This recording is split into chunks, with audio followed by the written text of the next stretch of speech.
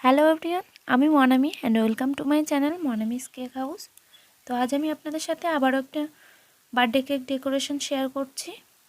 তো প্রথমে কেকটাকে আমি দুভাগে ভাগ করে নিয়েছি এবং সুগার সিরাপ দিয়ে দিচ্ছি। খুব সিম্পল একটা ডেকোরেশন, সবাই পারবেন এবং সুন্দর ডেকোরেশন।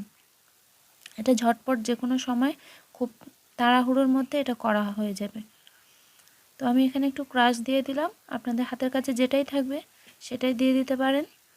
ক্রাশ যদি নাও থাকে কোনো অসুবিধা নেই। আমি আমার ক্যারিয়ারের প্রথম দিকে আমি ক্রাশ কোনো কিছু ব্যবহার করতাম না, তো এখন আমি ব্যবহার করি। না থাকলে নাও দিতে পারেন বা কোনো ফল থাকলেও কেটে মাঝখানে দিতে পারেন। তো ভিডিওটি ভালো লাগলে সবাই একটা লাইক করবেন এবং আমার চ্যানেলটি সাবস্ক্রাইব করার অনুরোধ থাকলো সবার কাছে। প্রত্যেক দিন আমার চ্যানেলে আপনারা কেক ডেকোরেশনের একটি করে নতুন ভিডিও পাবেন। আশা করছি আপনাদের ভালো লাগবে। তো ভিডিওটি স্কিপ না করে পুরোটাই দেখুন। তো খুব সহজভাবেই আমি দেখাচ্ছি আপনাদের সাথে।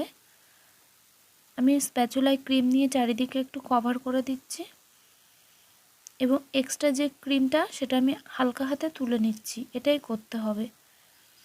আবারও আমি লাগিয়ে নিচ্ছি। তো এরপর আমি একটু অল্প হালকা একটা ইয়েলো কালার দিয়ে আমি ওপরটা হালকা করে ডেকোরেট করে নিয়েছি, কভার করে দিয়েছি। এরপর ডেকোরেট করে নেব আমি। খুব সহজ ও সিম্পল ডেকোরেশন।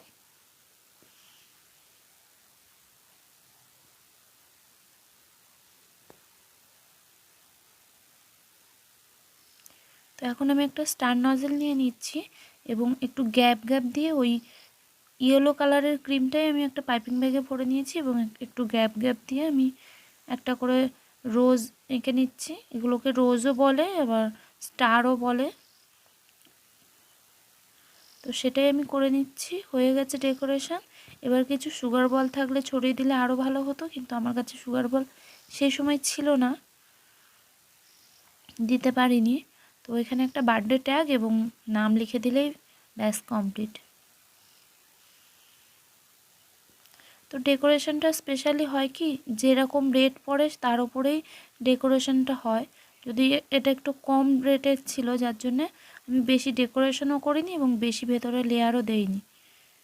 একটু বেশি রেটের হলে সেই রকম কাজ হয়। তো ভিডিওটি প্রায় শেষের দিকে চলে এসেছে। সবাই ভালো থাকবেন, সুস্থ থাকবেন এবং ভিডিওটি দেখার জন্য অসংখ্য ধন্যবাদ।